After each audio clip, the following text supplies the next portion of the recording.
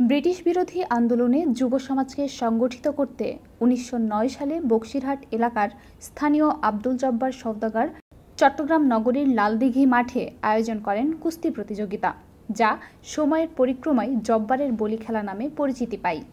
বৈশাখের ১২ তারিখে লালদিঘির ময়দানে বলি খেলা হয়। এ উপলক্ষে ৩ দিন ধরে চলে মেলা। ২০২০ ও ২০২১ সালে করোনার কারণে জব্বারের বলি খেলা ও মেলার আয়োজন হয়নি। এরপর থেকে পুনরায় নিয়মিত লালদিঘির মাঠে ঐতিহাসিক জব্বারের বলি খেলা অনুষ্ঠিত হয়ে আসছে। এবারের ১১৬তম আসরে অংশ নেন ৯০ জনের বেশি বলি। ঢাক, ঢোল আর বাদ্যযন্ত্রের তালে তালে উল্লাসে মাতেন নগরবাসী। খেলায় রাশেদ বলিকে হারিয়ে এবারও চ্যাম্পিয়ন হয়েছেন কুমিল্লার বাঘা শরীফ। দুজনের মধ্যে চলে ৩০ মিনিটের তুমুল যুদ্ধ।